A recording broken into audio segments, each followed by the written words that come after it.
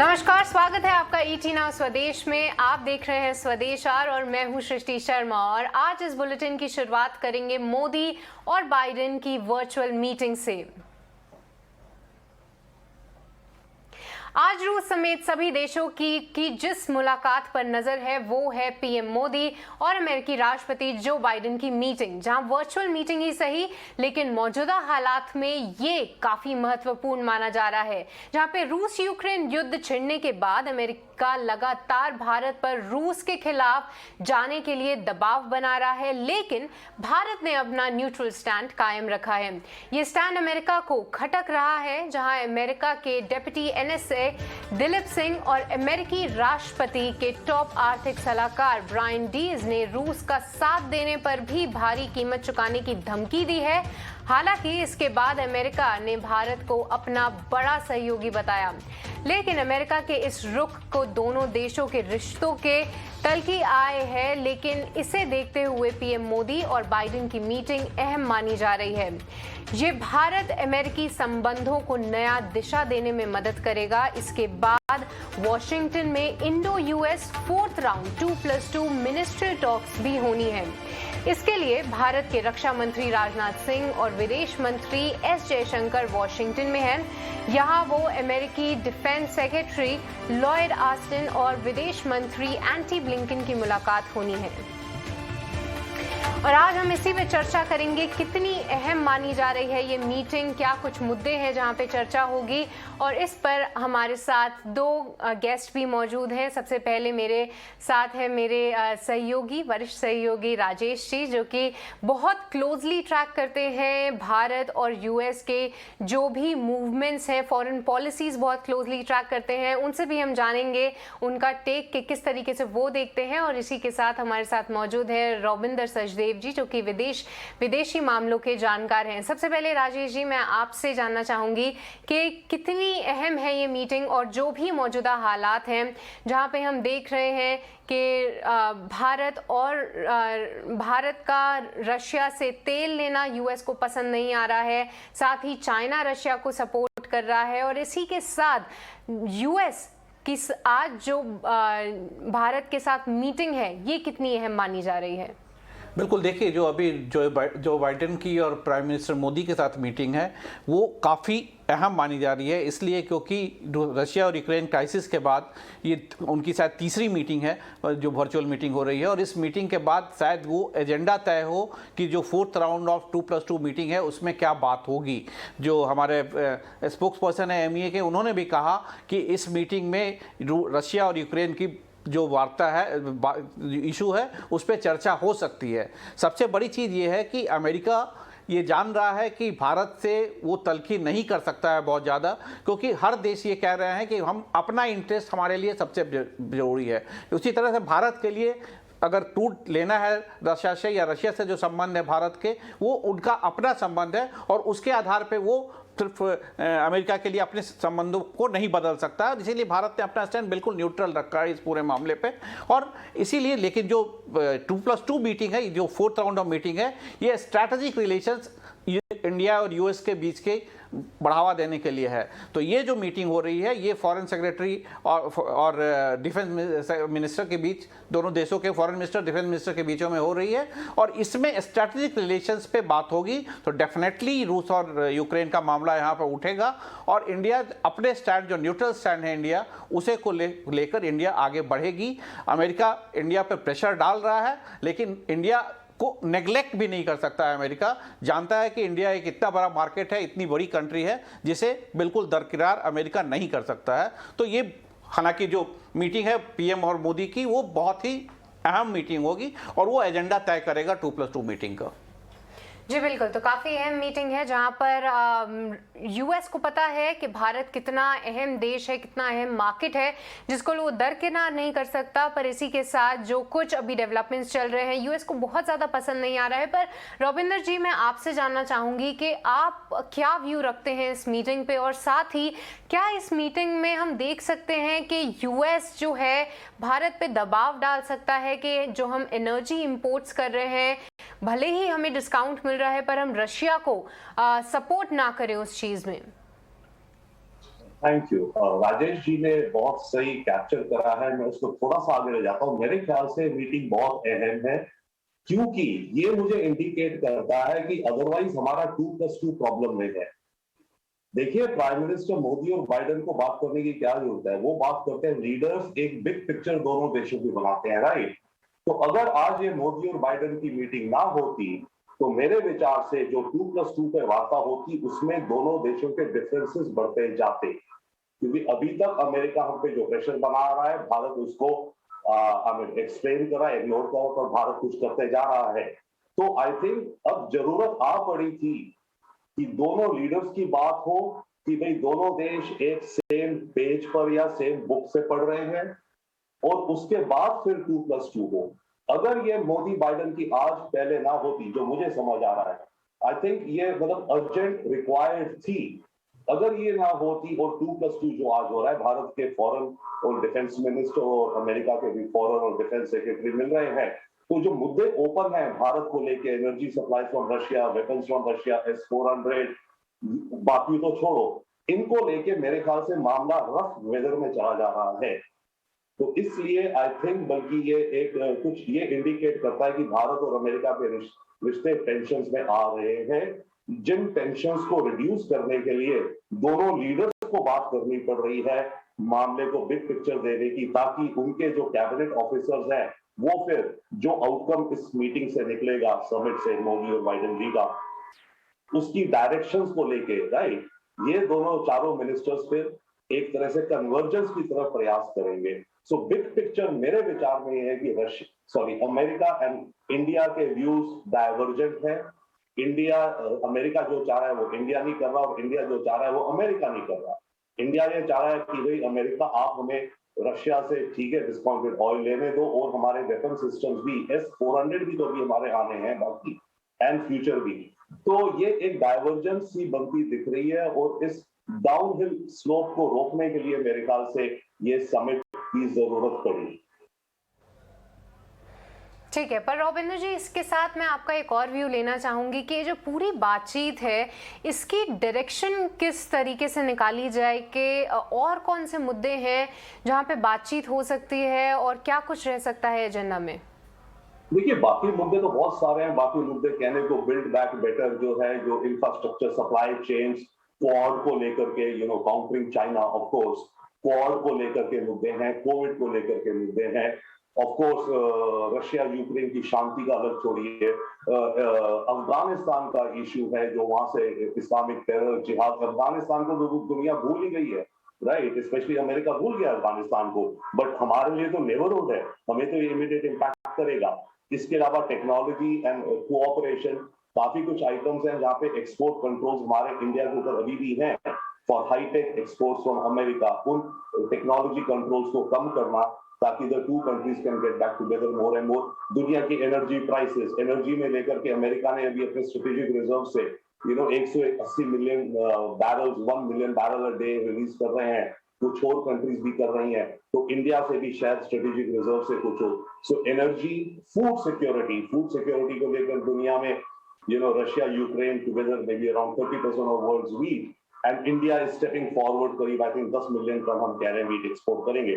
तो दुनिया में फूड सिक्योरिटी को लेके, एनर्जी सिक्योरिटी को लेके, क्वाड को लेकर के, और vaccine, public health care, right, vaccines for again the quad और सप्लाई चेन्स, तो इस तरह के मुद्दे हैं। बट द मेन मुद्दा इज इनके लिए अमेरिका के और भारत के इसमें है कि अमेरिका कह रहा है ये वॉर है बिटवीन डेमोक्रेसीज एंड ऑटोक्रेसीज, और अगर कोई भी डेमोक्रेसी रशिया को बेनिफिट देती है, तो वो हमारे हितों के भी खिलाफ काम कर रही है।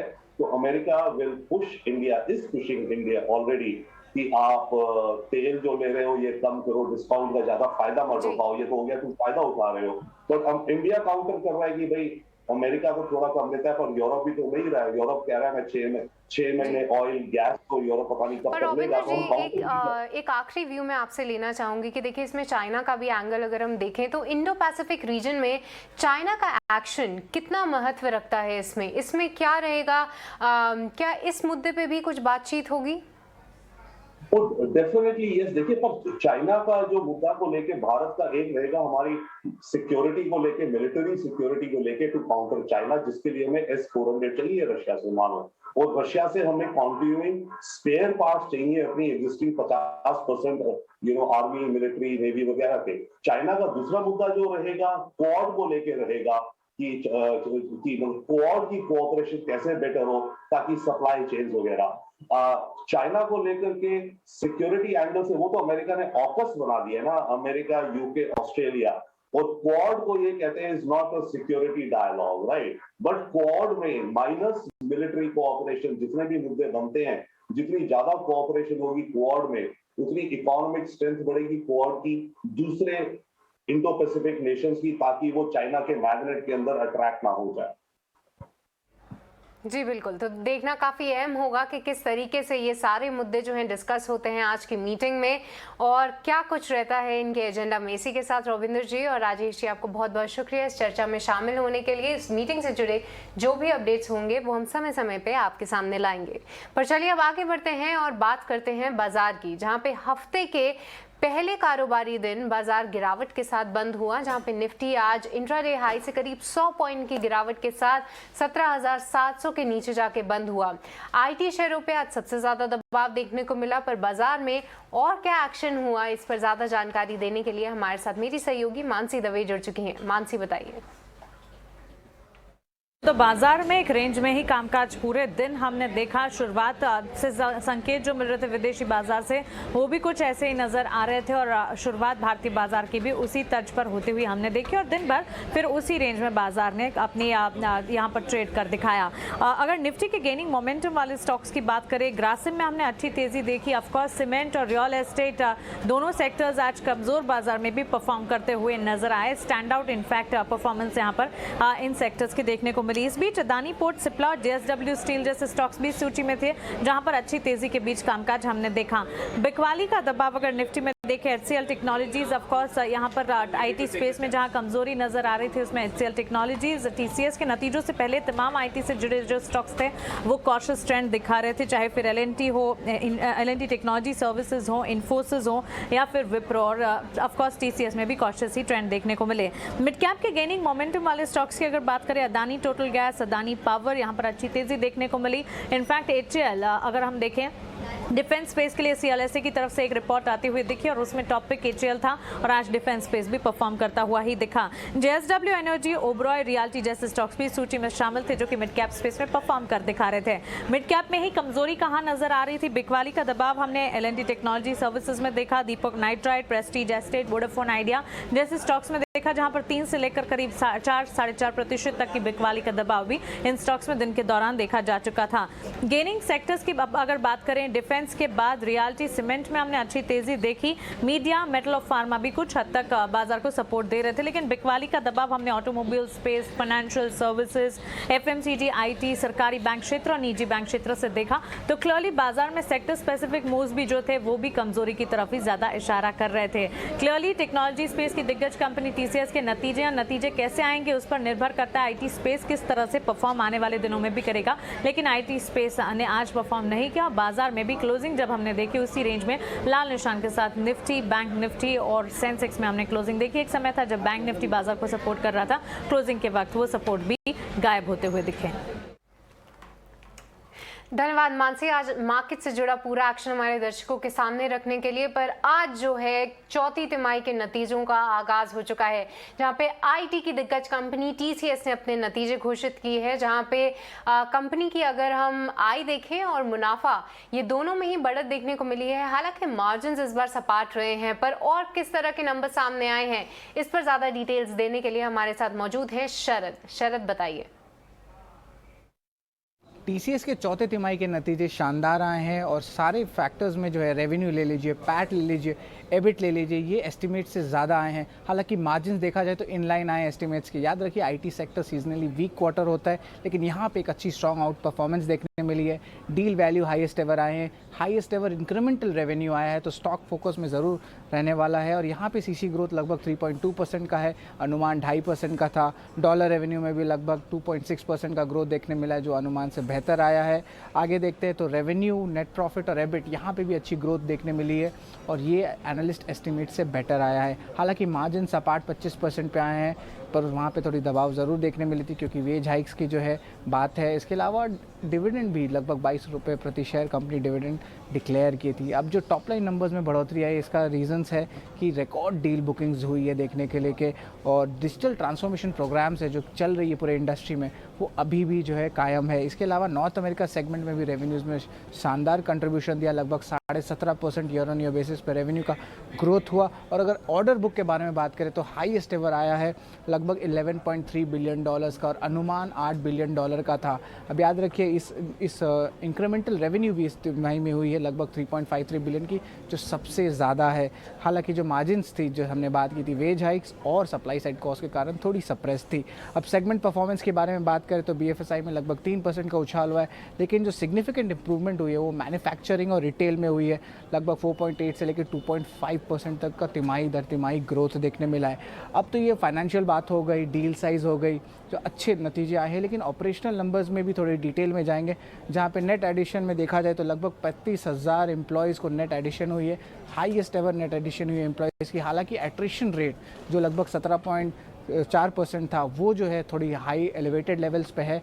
और इसके अलावा कंपनी ने जो है 2 बड़े डील्स जो साइन किए थे वो $1 बिलियन के किए थे, तो अगर इन डील्स को भी हटा दे तो फिर भी ऑलमोस्ट $9.5 बिलियन पे सबसे ज़्यादा डील साइज़ जो है TCS ने किया है इस तिमाही पे। तो अब कह सकते हैं कि strong set of numbers overall TCS का आया है।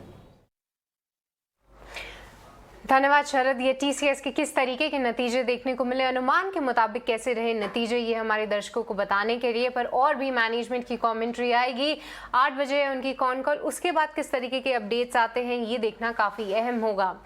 चलिए अब आपको आगे बताते हैं कि इस वक्त बाजार में जहाँ पे हम काफ़ी अच्छी तेज़ी होते हुए देख रहे हैं कई दिनों से, यहाँ पे मार्केट के दिग्गजों की क्या राय निकल कर आ रही है, क्या है मार्केट पे नजरिया और कौन से सेक्टर्स हैं उनके फोकस में। इस बीच हमने वैल्यू क्वेस्ट इन्वेस्टमेंट एडवाइजर्स के CIO रवि धरमशी से खास बातचीत की और उनके मुताबिक आगे भी बाजार में तेजी रहने की उम्मीद है।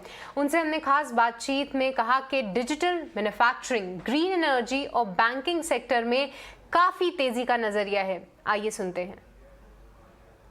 जब मार्केट तेजी में था और जिस तरह से FII बेच रहे थे, एंड अगर मैं आपको बोलता कि अगले 4 महीनों में जो US की बॉन्ड यील्ड है जो 1-1.5% से बढ़ जाएगी और इंडिया का इन्फ्लेशन और वर्ल्ड का इन्फ्लेशन जोर से वापस आ जाएगा, रशिया और यूक्रेन की वॉर हो जाएगी और क्रूड 130 तक स्पाइक कर जाएगा, अगर ये सब मैंने आपको कहा था तो आप कहते तो बाजार 20-25-30% तो घुस ही जाना है, और शायद ऐसा हो भी जाता, पर नहीं हुआ। हमने एट द बॉटम शायद 13-14% का करेक्शन दिया और हम आज की तारीख में 5% से भी कम दूर है न्यू हाई से।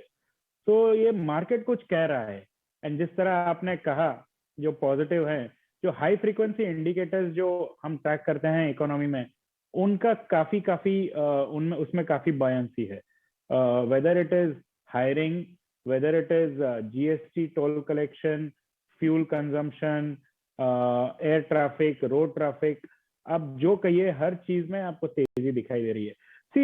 आज से 1.5-2 साल पहले जब हम बात कर रहे थे कि इस इकोनॉमी को सबसे बड़ा स्टिमुलस तो वही होगा जब हम इकोनॉमी पूरी तरह ओपन कर दें। तो ये जो आप लास्ट 2-3 महीने में देख रहे हैं, जनवरी में एक थर्ड वेव जैसा लग रहा था पर वो आया और तुरंत ही चला गया, और उसके बाद जो इकोनॉमी पूरी तरह से खुल गई है, जहां तक कि मास्क भी अभी कंपलसरी नहीं रहे, तो ये इकोनॉमी के लिए सबसे बड़ा स्टिमुलस है। तो ये थी रवि धरमशी की मार्केट पे राय। पर चलिए अब आगे बताते हैं कि जाइडस लाइफ साइंसेज की आगे की रणनीति क्या है, जहाँ पे जाइडस लाइफ साइंसेज के MD शर्विल पटेल का कहना है कि जाइडस लाइफ साइंसेज रिसर्च और नए ड्रग्स इनोवेशन पर ज़्यादा ध्यान दे रहा है, साथ ही रीनल थेरेपी और सही दाम पर बायोसिमिलर्स उपलब्ध कराने पर कंपनी काम कर रही है। आइए सुनते हैं और क्या कुछ कहा उन्होंने इस इंटरव्यू में। Since the last 27 years has been that we did say that we want to be driven as by research and be a research based pharmaceutical company, And I think after 27 years, we have made a change in how we are going to be moving forward in terms of what we will do in terms of our commitment to innovation, science, and also how do we shape the healthier worlds and make sure we take patient centricity at the core of what we do, and we give care beyond just giving the pill. So I think over the last 10 years, we have built a very strong research pipeline, which is with focus on drug discovery and innovation, with more patient centricity and making sure that we meet the unmet needs that exist today, both in India and also in the developed countries where we are present. So looking at all of that, that's how we christened ourselves into a new identity known as Zydus Life Sciences.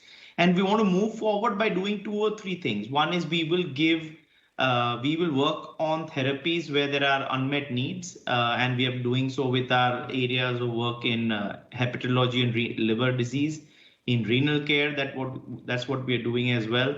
Also, at the same time, we will look at access and affordability and bring options for biosimilars, for novel biologic from the biologics that exist there for oncology, as well as look at vaccines for better access and affordability.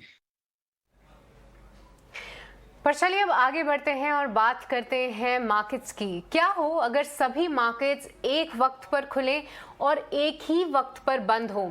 RBI और सेबी इस पर विचार कर रहे हैं। क्या फायदा होगा और क्या नुकसान होगा, इसी पर पेश है हमारा आज का स्वदेश विशेष।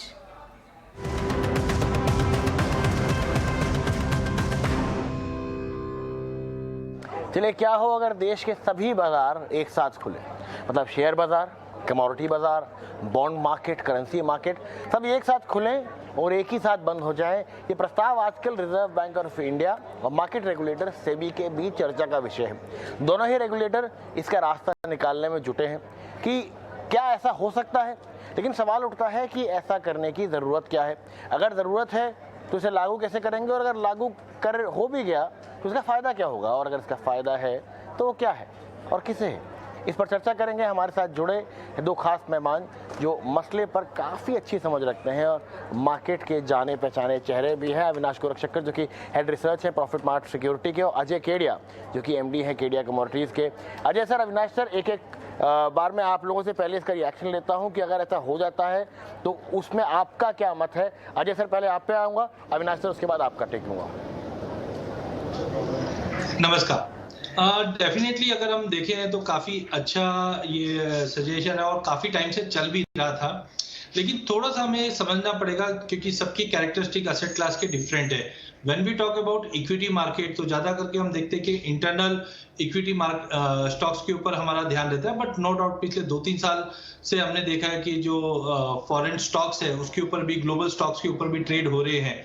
वहीं कमोडिटी और currency is most important, because commodity की जब हम बात करते हैं तो commodity market through out the time चलता रहता कोई ना कोई देश में। तो ज्यादा करके जो रिस्क हमने देखा था, एक सीधा मैं लाइव एग्जांपल बताना चाहूंगा, जहां पे हमने 2020 के अंदर देखा था कि बिकॉज ऑफ कोविड हमारे यहाँ पे कमोडिटी एक्सचेंज को टेम्पररी 5 बजे तक बंद करने की अनुमति थी, लेकिन इंटरनेशनल वो टाइम पे कंटिन्यू ट्रेड कर रहा था। तो अगले दिन जो गैप डाउन ओपनिंग हुआ तो उससे काफी भारी नुकसान उठाना पड़ा। तो डेफिनेटली जिस ढंग से वॉलिटिलिटी बढ़ रही है और पार्टिसिपेशन ग्लोबल मार्केट में बढ़ते जा रहा है, तो ये जरूरत है कि टाइम मैच होना चाहिए, क्योंकि ग्लोबल कमोडिटीज है वो सभी जगह पे साइमल्टेनियसली ट्रेड कर रही है। तो गैप डाउन गैप अप जो है वो एक थोड़ा कंसर्न रहता है। नो डाउट आज से 5 साल पहले मेरा व्यू ऐसा रहता था कि भाई अलग इतना टाइम नहीं बढ़ाना चाहिए, बट वो टाइम पे हम देखते थे कि बैंकिंग सिस्टम हमारे दुरुस्त नहीं थे। बट अब अगर आप देखते हैं तो with in a fraction of seconds आप पेमेंट्स कर सकते हैं, ट्रेड्स ले सकते हैं। तो आईटी ने काफी सपोर्ट किया है। तो इन सबको देखते हुए मुझे लगता है वी शुड गो, जब हम इंडिया को एज ए फाइनेंशियल हब देखते हैं तो हमें ये सब रिक्वायरमेंट है कि मार्केट 24/7 या एक कॉमन एटलीस्ट हम टाइमिंग देखें। और खास करके अगर मैं कमोडिटी की बात करता हूँ, क्योंकि ये ग्लोबल एक सभी मार्केट को इम्पैक्ट करता है, तो आई थिंक जैसे करंटली हम मार्केट देख रहे हैं रात को 11:30 तक चलते हैं, तो एक कॉमन टाइम बनाकर हम कर सकते हैं। बट इक्विटी मुझे थोड़ा सा ऐसा लगता है कि जब हम डोमेस्टिक इक्विटी की बात करते हैं तो आई थिंक 6 आवर्स का जो टाइम स्लॉट है that is more than enough. अब इसको कैसे मैच करना चाहिए ये थोड़ा सा एक क्वेश्चनेबल, बट हाँ पिछले 5 सालों में हमने देखा जो इंफ्रास्ट्रक्चर की कमी हुआ करती थी जिसकी वजह से हम डरते थे ये चीज को, अब हमारे पास एक रोबस्ट इंफ्रास्ट्रक्चर है, चाहे बैंकिंग की बात करें चाहे टेक्नोलॉजी की बात करें, तो बिल्कुल ये कर लेना चाहिए। अविनाश सर, जैसे कि अजय सर ने कहा, सोच तो अच्छी है लेकिन इम्प्लीमेंटेशन ग्लोबल फैक्टर्स को और काफ़ी सारी चीज़ों को देख के करना चाहिए। आपके हिसाब से चैलेंजेस क्या क्या हैं यहाँ पे, अगर सेबी और आरबीआई दोनों इसमें आगे बढ़ते हैं तो मुझे लग रहा है कि देखिए आइडिया तो डेफिनेटली अच्छा है कि एक टाइम पे सारे मार्केट्स खुले और एक ही टाइम पे बंद हो, और ये पॉसिबल भी है क्योंकि अभी हमारा कंट्री का जो बैंकिंग इंफ्रास्ट्रक्चर है वो पूरी तरह से तैयार है। तो इसमें कोई डाउट नहीं कि ये जो सिस्टम है ये ऑब्वियसली थोड़ा सा मार्केट को और फैसिलिटेट करेगा। मेरे ख्याल से ग्लोबल मार्केट्स में डेफिनेटली जो भी डेवलपमेंट्स होते हैं प्लस जिस प्रकार के मैक्रो फैक्टर्स है, जो इंटरलिंकेजेस है, उसका भी फायदा मिलेगा। लेकिन सबसे बड़ा मुद्दा ये है कि ब्रोकर कम्युनिटी ये चाहेगा कि ये करने से बिजनेस में क्या इंप्रूवमेंट आएगी, कितना वॉल्यूम बढ़ेगा। मेरे ख्याल से आई थिंक वो भी पॉइंट इंपॉर्टेंट रहेगा क्योंकि at the end of the day जो भी सिस्टम है वो बोथ इन्वेस्टर्स को as well as broker community को भी बेनिफिशियल होना चाहिए। तो मेरे ख्याल से I think definitely let us wait and watch. लग तो रहा है कि इसमें सहमियत सेटलमेंट होगी आरबीआई की और सेबी की, बट डेफिनेटली इस पे भी हमको देखना पड़ेगा कि इससे वॉल्यूम में कितना एक्सपेंशन होगा, क्योंकि अल्टीमेटली एक्सचेंजेस का टाइम अगर यूनिफॉर्म होता है तो उससे क्या वॉल्यूम बढ़ेगा नहीं बढ़ेगा ये भी देखना जरूरी है। Ajay sir, as an investor मैं इस न्यूज़ को कैसे देखूं? मेरे लिए क्या ये अच्छी बात है, मेरे लिए क्या ये खराब बात है? जैसे आप सबने स्वागत किया तो अच्छी बात होगी, लेकिन उसमें मुझे फ़ायदा क्या है या इससे कुछ ज़्यादा फर्क पड़ने वाला है नहीं मेरे जीवन को? देखिए, जैसे अविनाश जी ने भी कहा वॉल्यूम, तो मुझे लगता है कि वॉल्यूम एक ब्रोकर के पैरामीटर पे इंपॉर्टेंट जरूर है, बट एज ए क्लाइंट की अगर मैं बात करूं तो मुझे लगता है कि देखिए volume is a secondary, but client के लिए बेनिफिट है कि एनी टाइम, फॉर एग्जांपल जैसे आज हम एटीएम जब लॉन्च हुए थे तो हम बोलते थे भाई एटीएम की क्या जरूरत है, बट आज आप देख सकते हैं हर गली कुची में एटीएम है, जब पैसे की जरूरत है तब आप ले लीजिए। वैसे ही जब ये फाइनेंशियल मार्केट का टाइमिंग थोड़ा एक्सटेंड होता है, यूनिफॉर्म होता है, तो इसका बेनिफिट इन्वेस्टर को ही मिलेगा, जो मुझे लगता है जब भी आपको ट्रेड करना है या कोई भी मार्केट में पार्टिसिपेट करना आप आराम से कर सकते हैं। Secondly, volume should not be a single parameter, because इसके अलावा हम देखते हैं कि क्लाइंट की एसेसिबिलिटी, क्योंकि आज हम देखते हैं कि डोमेस्टिक मार्केट की अगर हम बात करें तो एक ऑफिस टाइमिंग ऐसा हो चुका है, अगर कोई आदमी 9 से 5 की अगर नौकरी करता है तो बोलते वही समय में अगर इक्विटी मार्केट चालू है तो मैं पार्टिसिपेट नहीं कर पा रहा हूं। तो आई थिंक थोड़ा सा एक्सटेंशन ऑफ टाइम मिलता है तो डेफिनेटली ही आएगा, बट वॉल्यूम में मुझे नहीं लगता है कि एक्स्ट्रा ऑर्डिनरी कोई बड़ा जंप आएगा। हाँ, जॉब अपॉर्चुनिटी और ज्यादा इंप्रूव होगी। जैसे आज कमोडिटी मार्केट में हम देखते हैं कि मॉर्निंग और इवनिंग सेशन चलते हैं, तो डेफिनेटली कॉस्ट अपनी जगह पे जरूर है, बट आप साथ में इस चीज को भी देखिए, जॉब अपॉर्चुनिटी भी होती है, और जब जॉब अपॉर्चुनिटी होती है तो रेवेन्यू भी डेफिनेटली उसके पीछे फॉलो अप करते हैं। तो आई थिंक एक जॉब अपॉर्चुनिटी भी क्रिएट होगी, और साथ में जो इन्वेस्टर का जो एक्सपीरियंस है वो और इंप्रूव होता हुआ दिखेगा। अविनाश सर, जो हम बात करें यूनिफॉर्म टाइमिंग, क्या टाइमिंग होनी चाहिए आपके हिसाब से? क्योंकि भाई इक्विटी मार्केट 6 घंटे के लिए खुलता है वो, क्या टाइमिंग आपके हिसाब से होनी चाहिए जिसमें कि वॉल्यूम बढ़े और रिटेल इन्वेस्टर को और फायदा हो? मुझे लग रहा है कि टाइम तो अभी तो 9:15 का है, तो मुझे लग रहा है कि देखिए इसमें कोई बड़ा बदलाव होगा ऐसा लगता भी नहीं है, और मुझे लग रहा है कि 9:15 आइडियल टाइम है। लेकिन जैसे अजय जी ने कहा कि अगर ये एक्सटेंड होता है तो डेफिनेटली जो भी ग्लोबल फैक्टर्स प्ले आउट होते हैं नॉर्मल 3:30 के मार्केट के टाइम के बाद, उसका benefit obviously Indian stock markets को मिलेगा। काफी हद तक जो प्राइस मूवमेंट्स लैग इफेक्ट से चलते हैं वो ऑब्वियसली काफी जल्दी प्राइसेस में फैक्टर इन हो गए। बट ये देखना पड़ेगा कि how broker community looks at it, because जैसे अजय ने कहा कि एम्प्लॉयमेंट अपॉर्चुनिटीज बढ़ेगी, वो खर्चे भी बढ़ेंगे, और ये पहले भी आई थिंक एक्सचेंज ने ये टाइम एक्सटेंशन की प्रपोजल अनाउंस कर दिए थे, लेकिन कोई सक्सेस हुआ नहीं। तो मेरे ख्याल से देखना पड़ेगा ये कैसे ओवरऑल वर्कआउट होता है। लास्ट क्वेश्चन आपसे अजय से लेना चाहूँगा। जो अविनाश सर ने बात कही कि भाई इससे पहले भी टाइम एक्सटेंशन की बात होती रही है, एक्सचेंजेस के थ्रू सेबी ने बोल भी दिया था कि हम ये करेंगे, लेकिन ये मामला अटक गया। कहाँ अटका आपके हिसाब से? देखिए, बिल्कुल जैसे मैंने पहले भी कहा था, 3-4 साल पहले भी ये चीजें चल रही थी। इनफैक्ट कमोडिटी मार्केट के लिए मैं बताना चाहूंगा कि शनिवार को भी ट्रेड हुआ करता था, बट अभी एज ऑफ नाउ हम देख रहे हैं वो टाइम पे हमारे पास जो इंफ्रास्ट्रक्चर थे वो इतने ज्यादा रोबस्ट नहीं थे, तो काफी कंसर्न्स बने हुए रहते थे। लेकिन अब अगर हम बैंकिंग की बात करें, रिस्क मैनेजमेंट की बात करें, बैक ऑफिस सॉफ्टवेयर्स की बात करें, यहाँ पे हमने काफी इंप्रूवमेंट होते हुए देखा है। तो जो पहले कंसर्न्स बने हुए थे वो अब कहीं ना कहीं काफी डाइल्यूट हो चुके हैं, और आई थिंक अब उस सही टाइम आ चुका है, क्योंकि जो पहले व्यू था वो 3-4 साल पहले की बात थी जब हमारे पास इतने बड़े सिस्टम्स नहीं हुआ करते। बट आई थिंक अभी रिस्क मैनेजमेंट है, सभी चीज हमारे पास इन प्लेस है। तो आई थिंक इस बार अगर प्रपोजल आता है तो डेफिनेटली ये आगे फॉरवर्ड होता हुआ दिखेगा।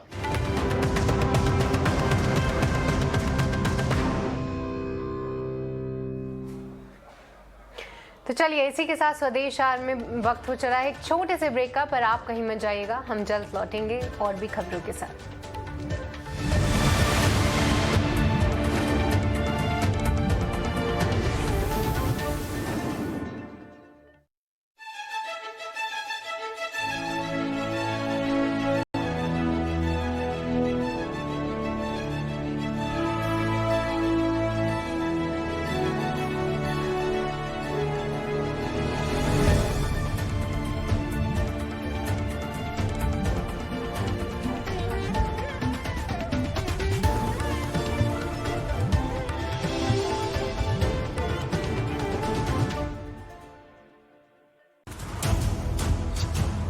जो हारना नहीं जानते,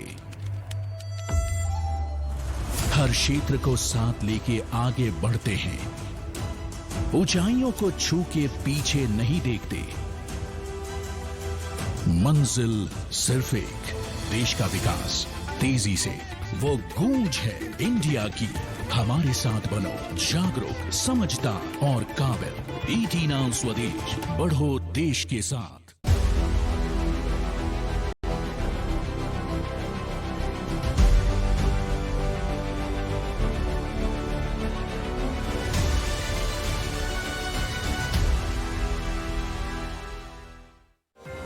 Presenting partner IDFC First Bank, always you first. Powered by CoinSwitch, India's largest crypto app. Sustainability partner GE, building a world that works. Associate partner Amrita Vishwa Vidyapeetham. For a new day partner Toshiba. चुनौतियां तो हर business में आती हैं, मगर काबू वही पाते हैं जिनके पास होती है पक्की रणनीति। हम देंगे आपको ऐसा नजरिया जिससे बिजनेस करना होगा बेहद आसान। शेयर करेंगे ऐसे आइडियाज जो आपके जीवन में लाएंगे बदलाव, जो भरेंगे आपके पोर्टफोलियो में जान। भारत की तरक्की में अब बढ़ेगी आपकी भागीदारी। ET Now स्वदेश, बढ़ो देश के साथ।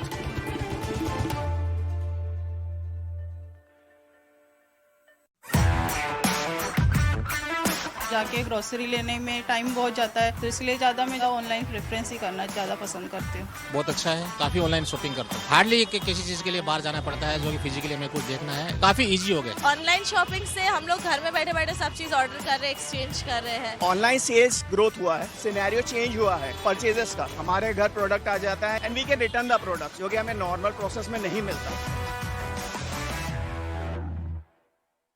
10 मिनट में आपका खाना डिलीवर हो न हो, पर यहाँ आपको मिलेगा हर 5 मिनट में कमाई का पक्का मौका। ET Now स्वदेश पर हर 5 मिनट कमाई का टिकट।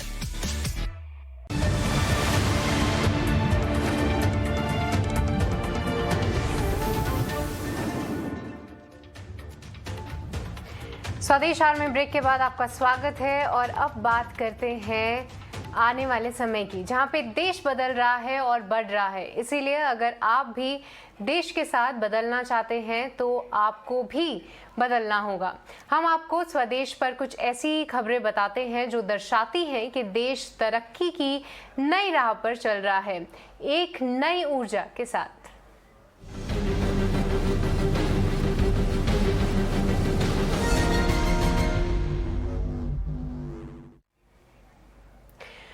तो देश में 5G की तैयारियां जो है काफ़ी तेज़ी से चल रही हैं।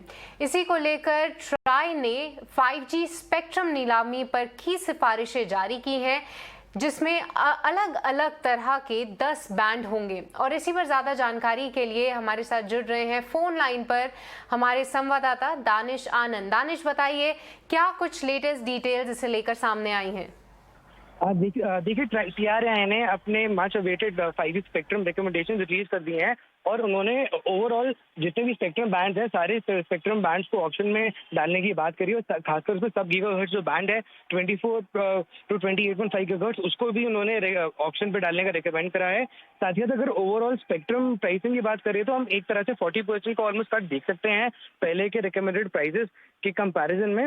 इसके अलावा एक सबसे बड़ा रिकमेंडेशन जो TRAI ने दिया है वो ये है कि जो सब गीगाहर्ट्ज बैंड है उसको IMT के साथ साथ सैटेलाइट यानी कि सैटकॉम के लिए भी सेम फ्रीक्वेंसी का इस्तेमाल करना पड़ेगा। और साथ ही साथ TRAI ने प्राइवेट नेटवर्क को एक बनाने की बात करी है, उनको फ्रेमवर्क बनाने की बात करी है कैप्टिव वायरलेस प्राइवेट नेटवर्क की। तो ऐसे काफी रिकमेंडेशंस हैं जो TRAI ने DOT को सबमिट करे हैं। और जहाँ तक पेमेंट टर्म्स की बात आती है तो TRAI ने रिकमेंड करा है कि TSPs को फ्लेक्सिबिलिटी दी जाए और मोरेटोरियम का भी ऑप्शन दिया जाए। तो कुल मिला के अगर देखें तो TRAI ने अपनी तरफ से मच एंटिसिपेटेड रिकमेंडेशन निकाल दिए हैं और ये जो रिकमेंडेशन मच इन लाइन है जो इंडस्ट्री की डिमांड थी। ओके, धन्यवाद दानिश सारी डिटेल्स हमारे दर्शकों के सामने रखने के लिए। तो काफ़ी समय से इंतज़ार था इन सारी गाइडलाइंस का। यहाँ पे जो रिकमेंडेशंस है वो सामने आई हैं ट्राई की तरफ से, जहाँ पे 10 अलग अलग तरह के यहाँ पे बैंड होंगे और इसी के साथ कीमतों में भी काफ़ी भारी कटौती की गई है। 40% की यहाँ पे कटौती की गई है और उम्मीद है कि इंडस्ट्री की तरफ से भी आने वाले समय में इसको काफ़ी अच्छा खासा रिस्पॉन्स मिले। पर चलिए अब आगे बढ़ते हैं और बात करेंगे फाइनेंशियल लिटरेसी को, जिसको बढ़ावा देने के लिए अब इसके मकसद से BMC ने अपने स्कूलों के लिए नई पहल की है, जहां पे स्कूलों के करिकुलम में फाइनेंशियल लिटरेसी को शामिल किया जा रहा है। इसके लिए BMC और BSC के बीच MOU भी साइन हुआ है, जहां पे महाराष्ट्र के वन और पर्यावरण मंत्री आदित्य ठाकरे और BSC के CEO आशीष चौहान ने कहा कि इससे बच्चों को खुद का फाइनेंस मैनेज करने में मदद मिलेगी। ये बहुत बड़ी उपलब्धि है। फाइनेंशियल लिटरेसी हमारे देश में बहुत ज़रूरी है। यही मैं कहना चाहता हूँ कि आज जो MOU हुआ है BMC और BSC का, ये काफ़ी अहम है। मेरी यही ख्वाहिश है कि हर जगह, हर शहर में और हर ZP स्कूल में ये सिलेबस जाए, क्योंकि फाइनेंशियल लिटरेसी से जो भी इन्वेस्टमेंट हो, निवेश हो, सेविंग्स हो, अपने खुद के फाइनेंसेस मैनेज कैसे करना हो, इस पे काफ़ी ध्यान दिया जा सकता है। केवल 8वीं और 9वीं के लिए अभी 8वीं और 9वीं से शुरुआत हो रही है, क्योंकि उसका सिलेबस वैसे बन चुका है। 45 डेज में सिलेबस बन गया है। आगे जाके 10वीं के विद्यार्थी हो, कॉलेज के साथ टाइप्स होंगे और जो 6वीं 7वीं के विद्यार्थी हैं उनके लिए भी हम ये कोर्स करेंगे। BSc इंस्टीट्यूट जो BSc के संस्था है, उसने विश्व के कई देशों के साथ मिलकर के बच्चों के लिए गेम्स की भी रचना की है, जो गेमिफिकेशन जिसको कहते हैं कि नॉर्मल हम क्लासरूम में सिखाते हैं, आधा दिमाग में जाता है, आधा नहीं जाता है, लेकिन जब हम उसको गेम के रूप में खेलते हैं तो धीरे धीरे याद आ जाता है। जैसे एक गेम ऐसी है, सांप सीढ़ी, आप सभी ने सुना होगा। तो सांप सीढ़ी में इंश्योरेंस के साथ जुड़ी हुई एक रचना की गई है गेम की, कि आपने प्रीमियम नहीं भरा है तो सांप आपको निगल जाएगा और नीचे आ जाओगे, और प्रीमियम भरा है तो आपको ऊपर सीढ़ी पे ले जाके ऊपर ले जाएगा। तो ये जो चीजें हैं, छोटी छोटी चीजें हैं, लेकिन उससे मन में भी याद रहता है कि भाई अगले साल हमने प्रीमियम भरना है। तो चलिए मुंबई से ही जुड़ी एक और खबर आपके सामने हम लेकर आए हैं, जहां पे मुंबई और नवी मुंबई को जोड़ने वाला मुंबई ट्रांस हार्बर लिंक लोगों के लिए अगले साल खुल जाएगा। इसका आधे से ज़्यादा काम जो है वो फिलहाल पूरा हो चुका है और इसी पर मेरी सहयोगी खुशबू तिवारी ने आज इसका जायजा लिया। आइए चलते हैं और देखते हैं किस तरीके की तैयारियां जो है जोरों शोरों पे हैं। ये है MTHL यानी Mumbai trans harbour link road, जिसका कंस्ट्रक्शन ज़ोरों शोरों से चल रहा है। आप देख सकते हैं कि एक हिस्सा बन चुका है, आगे का हिस्सा डेवलप हो रहा है। अलग अलग तरह के पैकेजेस, कुल 4 पैकेजेस में ये डेवलपमेंट किया जा रहा है और ये पहली बार है जो ये पूरा जो रैंप है, यानी जहाँ तक से वो चढ़ाई होकर आती है, ब्रिज शुरू होता है, वो आप देख सकते हैं। वहाँ तक अब आके आप कितना कंस्ट्रक्शन हो चुका है वो देखा जा सकता है। सितंबर 2023 तक इस पूरे रोड के पूरा होने की उम्मीद लगाई गई है। टोटल लगभग 22 किलोमीटर के आसपास की पूरी सड़क बनाई जा रही है। लेकिन खास बात जो आज अलग से अनाउंसमेंट्स किए गए हैं वो आपको बता दें कि क्योंकि आप देख सकते हैं कितना खूबसूरत सा नज़ारा है यहाँ से, चाहे फ्लेमिंगोस की बात हो चाहे समुद्र की बात हो। और इसी के मद्देनज़र जो पूरे बैरियर्स हैं सड़क पर, उन बैरियर्स की हाइट को भी छोटा किया जा रहा है। जो पूरा पहले बैरियर्स बनाए गए थे उनमें से थोड़ा सा एरिया गैप छोड़ा जाएगा ताकि लोग उन व्यूज़ को देख सकें। साथ ही जो लोग अलग से आकर ट्रैवल करना चाहते हैं उनके लिए अलग से कम्यूटर का ब्रिज बनाया जाएगा ताकि लोग आकर वहाँ से भी ये व्यूज़ देख सकें। ये जो पूरा ब्रिज है ट्रैवल टाइम तो घटाएगा ही, कंजेशन भी घटाएगा, लेकिन साथ ही पनवेल यानी आगे यानी इसको मुंबई पुणे एक्सप्रेसवे से भी जोड़ा जाएगा ताकि कंजेशन भी घटे और जो प्रॉपर टाइमलाइंस हैं उनको मीट किया जा सके। एक और बात खास है वो है कि चर्चा में है कि इसी रूट पर एक मेट्रो प्रोजेक्ट पर भी काम होने की उम्मीद है। आज आदित्य ठाकरे ने कहा है कि उसका डिस्कशन जारी है और उम्मीद है कि उस पर भी एक पॉजिटिव फैसला निकल कर आएगा। खुशबू तिवारी, इतना स्वदेश। और अब बात ट्विटर की, जो इस बार कई बदलावों को लाने के लिए तैयार है। आखिर क्या है ट्विटर का बदलावों वाला ट्विस्ट?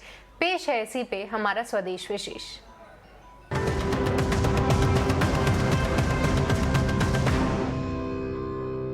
ट्विटर को 16 साल हो गए हैं, 16 साल में पहुंचने वाली है ये माइक्रो ब्लॉगिंग साइट।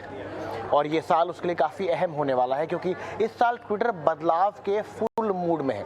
जब से ट्विटर इंक में ट्विटर इंक में एलॉन मस्क ने हिस्सेदारी ली है तब से ट्विटर में बदलावों का ट्विस्ट और ज़्यादा आ गया है क्योंकि आने वाले समय में ट्विटर की ब्लू प्रीमियम सब्सक्रिप्शन बदल सकती है, जिसमें चार्ज कम करना, विज्ञापन पर बैन लगाना, क्रिप्टो करेंसी डॉज कॉइन में पेमेंट का सुझाव मस्क ने दिया है।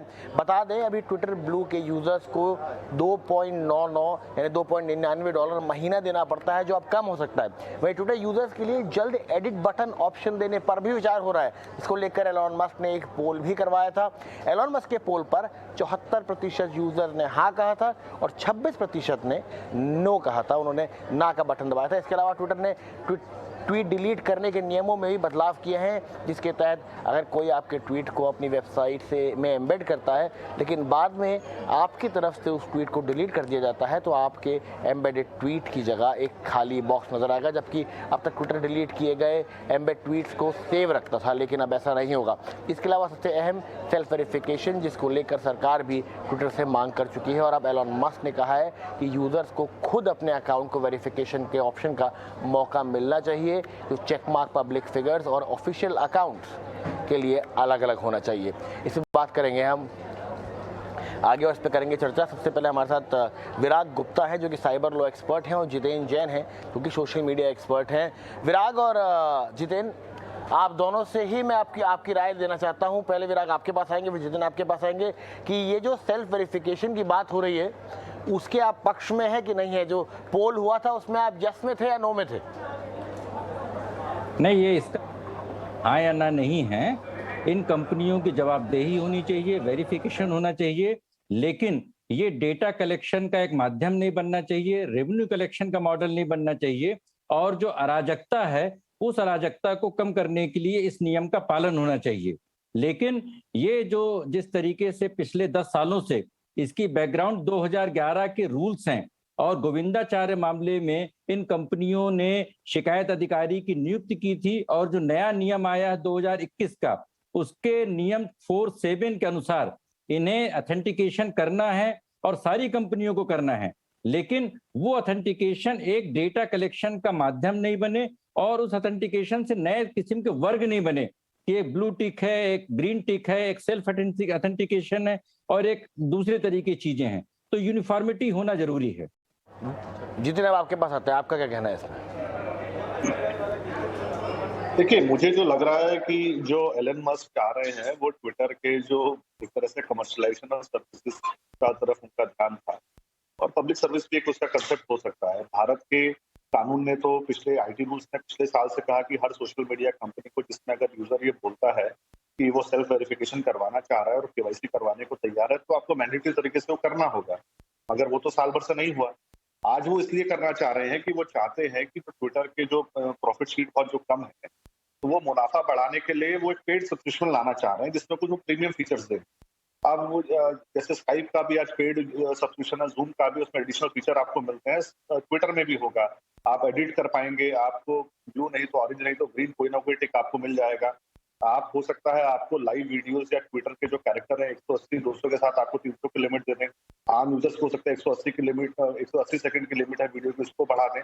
तो वो जो पर्पस है वो केवाईसी से ज्यादा कहीं ना कहीं कमर्शलाइजेशन का है कि एक पेड सब्सक्रिप्शन ट्विटर का हर यूजर $3 का खरीदे, और चूंकि $3 के एवज में आपको कुछ प्रीमियम फीचर्स देने हैं तो वो आप ये देना चाह रहे हैं। विराट भाई की इस बात से मैं सहमत हूँ कि वेरिफिकेशन होना चाहिए, पर वेरिफिकेशन के अंदर जो डेटा आएगा जिसमें एक यूजर का personal mobile number, email ID आप वेरीफाई करेंगे, उसके बाद उसका एड्रेस भी होगा, तो वो वेरिफिकेशन के डेटा की शेयरिंग कहाँ होगी, किस दशा में होगी, और उसकी सुरक्षा का क्या होगा, क्या उसको आप प्राइवेट मार्केटिंग कंपनीज को भी देंगे, इस चीज को लेकर साफ साफ ट्विटर को बताना चाहिए।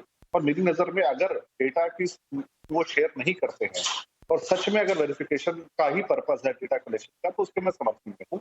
मगर अगर प्राइवेट एंटिटीज डेटा को मुनाफाखोरी के लिए एक्सप्लॉइट करना चाहेगी तो इसका मैं विरोध करता हूँ। विराग, मेरा आपसे ये सवाल था यहाँ पर कि इसका जो इंटेंशन है, देखिए आपने भी बात की, जितेंद्र ने बात की, इंटेंशन से फायदे तो हैं ही, लेकिन क्या ये थोड़ा सा पैसे बनाने का और जो रेवेन्यू मॉडल है अभी ट्विटर का वो तरीके, वो इतना अभी ज़्यादा आगे नहीं बढ़ रहा है, उसका एक तरीका है, या उससे इसके एक्चुअल में कुछ अच्छाइयाँ भी होंगी इससे? क्योंकि जो एक दिक्कत हम हमेशा देखते हैं वो है फेक अकाउंट्स की, तो क्या इसकी अच्छाइयाँ क्या होंगी यहाँ पर?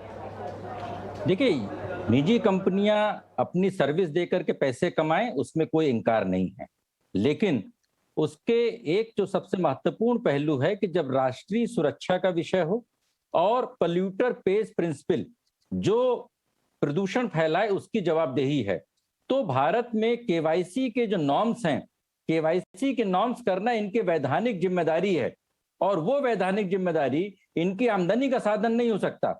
ये अलग अलग किस्म के अपने सब्सक्राइबर बनाएं कि ग्रेड 1, ग्रेड 2, ग्रेड 3, कोई दिक्कत नहीं है, लेकिन अपने सारे यूजर्स का, अपने प्लेटफॉर्म में उपलब्ध यूजर्स का वेरिफिकेशन करना जरूरी है। अब इसमें दो बातें हैं। पिछले साल की एक रिपोर्ट के अनुसार ट्विटर के पास सिर्फ 158 कंप्लेंट्स आई थी। उन कंप्लेंट्स में एब्यूज की थी, डिफेमेशन की थी, हेटफुल कंटेंट की थी, मिस इन्फॉर्मेशन की थी। और जबकि ट्विटर पे कितने बड़े पैमाने पर ये शिकायतें आती हैं, तो इतने बड़े पैमाने पर शिकायतें आती हैं, और ट्विटर या सोशल मीडिया में किस तरीके के अकाउंट हैं, उसमें जानवरों के अकाउंट हैं, मृत लोगों के अकाउंट हैं, 13 साल से कम उम्र के बच्चों के अकाउंट हैं जो नहीं खोले जा सकते हैं। प्रश्न इस बात का है कि इन गलत अकाउंट्स का कैसे बंदी होगी, क्योंकि ट्विटर गलत अकाउंट्स, ट्विटर या अन्य सोशल मीडिया प्लेटफॉर्म उन गलत अकाउंट्स को पैसे कमाने का साधन मानते हैं, और सरकार ने जो नया नियम बनाया है उस नए नियम की आड़ में वैधानिक जिम्मेदारियों को पूरा करने के लिए ये अपने रेवेन्यू सोर्स को बनाना चालू नहीं कर दें, और जो सेल्फ ऑथेंटिकेशन, वेरिफिकेशन है, उन कागजात का डेटा चोरी के लिए इस्तेमाल नहीं चालू कर दें। इसके लिए सरकार को सेफगार्ड्स लाने की जरूरत है, और पिछले 6 सालों से डेटा प्रोटेक्शन कानून जो गाड़ी अटकी हुई है, उस गाड़ी को तुरंत आगे बढ़ाने की जरूरत है। जितेंद्र, मेरा भी जो सवाल है वो विराग के जवाब से ही आता है कि अगर ये नहीं तो फिर क्या ऑप्शन है? क्योंकि देखिए, एक बड़ी इंपॉर्टेंट चीज़ ये है कि जैसे कि उन्होंने कहा कि यहाँ पे 13 साल के बच्चों के भी अकाउंट है, जानवरों के भी अकाउंट है। सबसे जरूरी बात है कि लोग फेक अकाउंट्स बनाते हैं, आपके नाम पे अकाउंट बन जाते हैं, आपके फॉलोअर्स, कोई बड़ी पर्सनैलिटी है उसके नाम पे एक और अकाउंट बन जाता है, और उसका इस्तेमाल कुछ बातें करने में कहा जाता है। बाद में वो इंसान बेचारा चिल्लाता रह जाता है कि ये मैं नहीं था, कोई और था, ये मैं नहीं था, कोई और था। वो हो नहीं पाता है। उसको सेफगार्ड करने के लिए, और स्पेशली आइडेंटिटी को, मतलब कई बार कुछ फोटोग्राफ्स होती हैं सबकी लगी होती हैं, और आपको भाषा देख के लगता नहीं कि ये फोटोग्राफ इसी इंसान की होनी चाहिए जिस तरह की भाषा का इस्तेमाल यहाँ पे हो रहा है। उसको कैसे रोका जाए, क्योंकि ये तो बहुत बड़ी दिक्कत है इस समय। नहीं, देखिए, जो एलन मस्क की जो आखिरी बात है कि पेड सब्सक्रिप्शन से या इस तरह के वेरिफिकेशन से, सेल्फ वेरिफिकेशन से फेक अकाउंट खत्म हो जाएंगे, बॉट खत्म हो जाएंगे, मैं इससे असहमत हूँ, क्योंकि ये मैंडेटरी तो नहीं है ना। जो पैसा देना चाह रहा है $3, जो खुद करवाना चाह रहा है वही वेरिफिकेशन करवा पाएगा। तो जो फेक अकाउंट चला रहा है या बॉट चला रहा है वो तो कभी वेरिफिकेशन के लिए आएगा ही नहीं, और ये मैंडेटरी भी नहीं कि उसको आना है। या मैं अगर आज आपको कोई ट्रोल कर रहा है, अब्यूज कर रहा है, तो मैं मैंडेटरी उसको ये भी नहीं करवा सकता कि आप इसका वेरिफिकेशन करवाओ। मैं रिपोर्ट अब्यूज जरूर कर सकता हूँ, पर मैं मैंडेट नहीं कर सकता कि उसका वेरिफिकेशन करवाइए।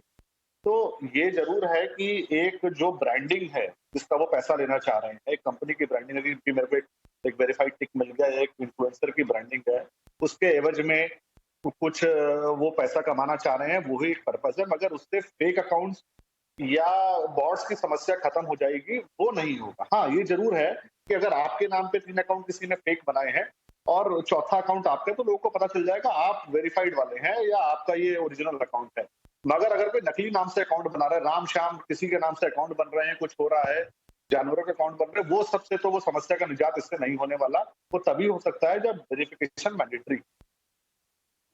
ये इंपॉर्टेंट सवाल है विराग, जो जितेंद्र ने कहा कि क्यों वेरिफिकेशन मैंडेटरी नहीं हो सकता आज के ज़माने में। तो अगर आप बहुत सारी जो चलन आया है, जो डेटिंग वेबसाइट्स है, उन पे भी आजकल वेरिफिकेशन मैंडेटरी हो गया है, तो क्यों ट्विटर पे भाई जो इंसान है, जो कंपनी है, कंपनी वेरीफाई हो जाए अपने आप को। अगर आप कहें कि साहब कि हमें कंपनी का अकाउंट देना है, क्यों ज़रूरी है, क्यों सेल्फ वेरिफिकेशन मैंडेटरी नहीं हो सकता, उसके लिए मुझे पैसे देने की ज़रूरत क्यों है, इस बात को बताने के लिए कि मैं हूँ।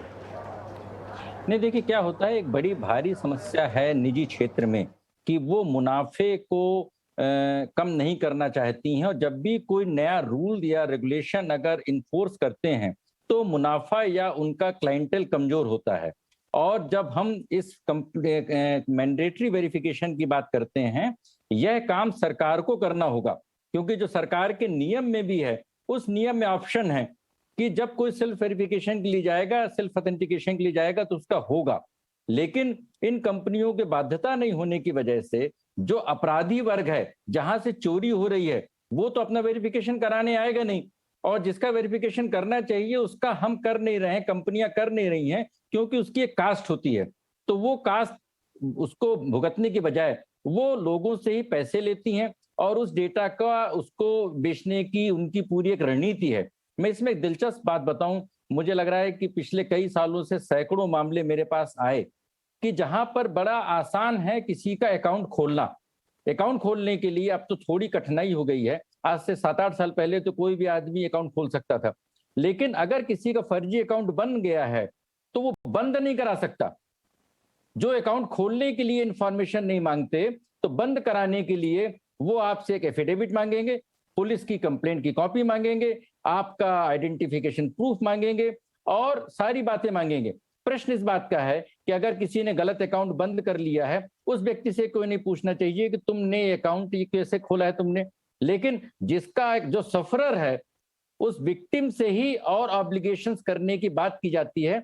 तो मुझे लग रहा है कि बेसिक समस्या ये है कि सिर्फ ट्विटर ही नहीं, फेसबुक और सारे सोशल मीडिया प्लेटफॉर्म्स पे मैंडेटरी वेरिफिकेशन के नियम को लागू करना होगा, क्योंकि सेक्टर स्पेसिफिक वेरिफिकेशन होना चाहिए। और दूसरा, ये कंपनियां एक राज्य से बड़ी, सरकार से बड़ी बन गई हैं और ये किसी नियम को मानना नहीं चाहती हैं, इसलिए इन कंपनियों से इन नियमों के मानने के लिए भारत में एक मैंडेटरी व्यवस्था बने, तभी इन नियमों का देश को, सरकार को और समाज को लाभ होगा।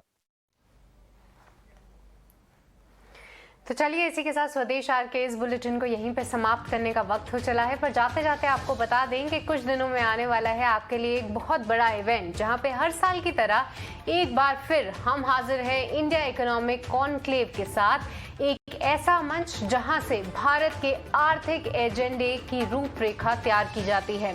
इस मंच पर आपको इकोनॉमी, कॉर्पोरेट जगत, शेयर बाजार, राजनीति, कूटनीति के देसी और विदेशी दिग्गजों को सुनने का मौका मिलता है, और इस एजेंडे को आगे बढ़ाने के लिए इस वर्ष भी थीम है the great Indian democratic dividend. तो तैयार हो जाइए टाइम्स नेटवर्क के साल के सबसे बड़े कॉन्क्लेव का हिस्सा बनने के लिए।